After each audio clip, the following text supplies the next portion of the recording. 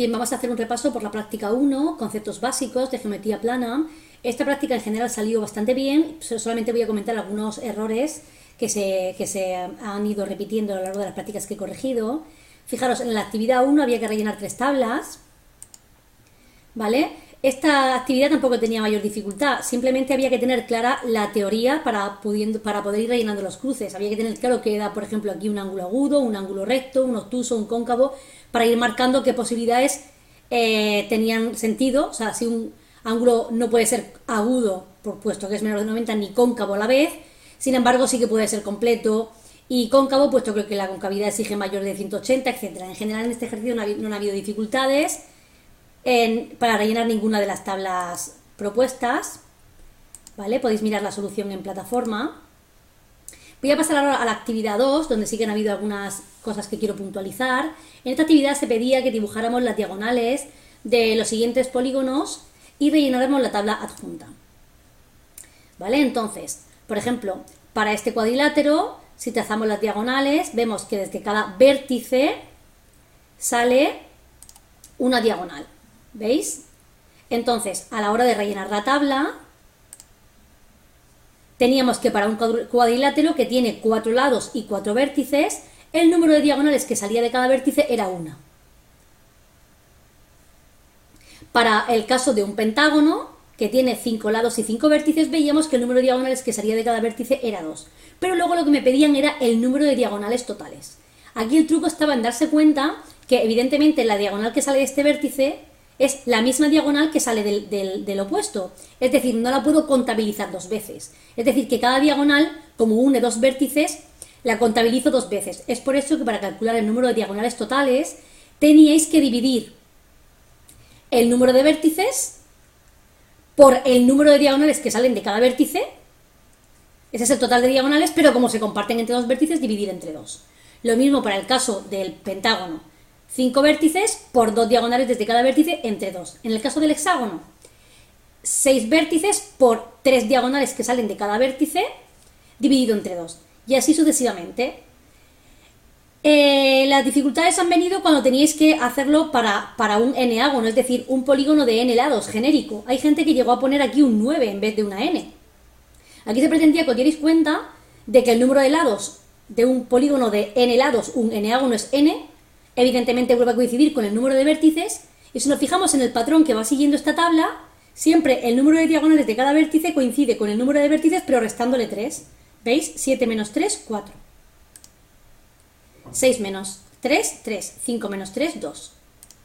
Por eso al final aquí era un n menos 3 y el número total de diagonales era n, número de vértices, por el número de diagonales desde cada vértice, por n menos 3 partido por 2. La mayor dificultad en este ejercicio ha estado en encontrar la fórmula genérica. En el siguiente ejercicio la verdad es que no han habido muchas dificultades, se ha resuelto verdaderamente bien, prácticamente por todos. Lo único que hay algunos de vosotros que directamente poníais el valor del ángulo sin justificar. Decíais, pues A vale tanto, 34, pero no lo justificabais. En este caso hay que justificar la respuesta. A vale 34 porque A más este ángulo suman 180, entonces si a 180 le resto este ángulo obtengo A. Luego, por la teoría por lo que vimos en teoría, ¿vale? Cuando una recta secante corta dos paralelas, A y C coinciden, entonces a partir de A puedo obtener C, ¿vale? Como ya tengo A y tengo este, también puedo calcular B con la suma de los ángulos de un triángulo, que son 180, etcétera, etcétera. Pero cualquier procedimiento que hagáis tenéis que justificarlo, sobre todo de cara a un examen, ¿vale? En este ejercicio ya digo que no han habido mayores dificultades. En este ejercicio se pedía que siguiendo estos pasos que iremos viendo rellenaréis una tabla. Al final lo que se pretendía era que consiguierais una fórmula genérica para calcular la suma de los ángulos internos de un polígono convexo. Mirad, para poder llegar a la conclusión de cuál era la fórmula genérica, empezábamos con un triángulo, ¿vale? Sabemos que la suma de los ángulos internos de un triángulo es 180. Luego, el número de lados de un cuadrilátero, por ejemplo, 4. Vamos a mirar si trazamos una diagonal desde uno de sus vértices en cuántos triángulos se subdivide. Vemos que se subdivide en 2. Entonces, la suma de los ángulos internos podría ser lo que sume los ángulos de este triángulo más lo que sume los ángulos de este. 2 por 180. Para un pentágono, si trazo diagonales desde uno de sus vértices, veo que se divide en 3 triángulos. Entonces, la suma de los ángulos internos sería la suma de los ángulos de este triángulo más la suma de los ángulos de este más la suma de los ángulos de este, es decir, 3 por 180. Si generalizo para un polígono de n lados, evidentemente me estoy dando cuenta aquí que si tiene 3 lados, se subdivide, evidentemente, un solo triángulo. Si tengo 4 lados, lo subdivido, cuando trazo la diagonal se subdivide en 2 triángulos.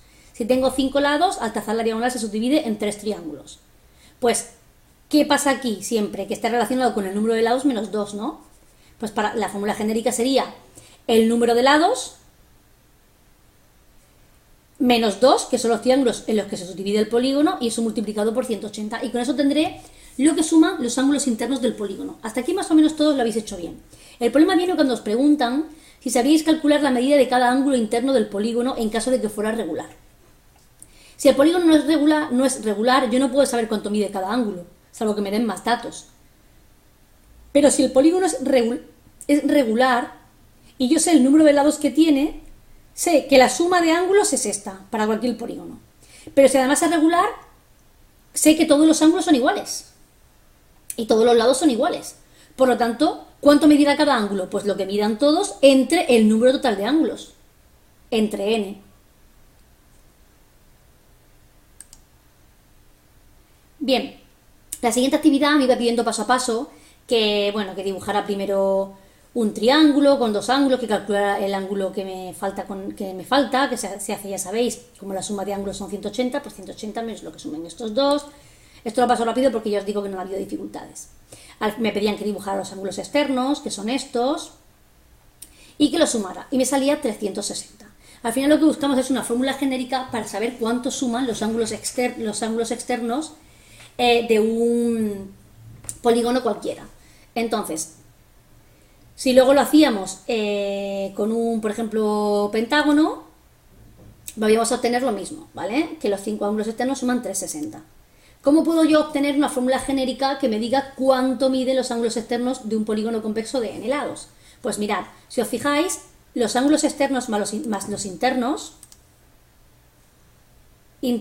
más externos, este y este siempre suman 180, este y este siempre suman 180, y este siempre suman 180. Entonces, los externos más los internos serán el número de lados que tenga el polígono o número de ángulos por 180.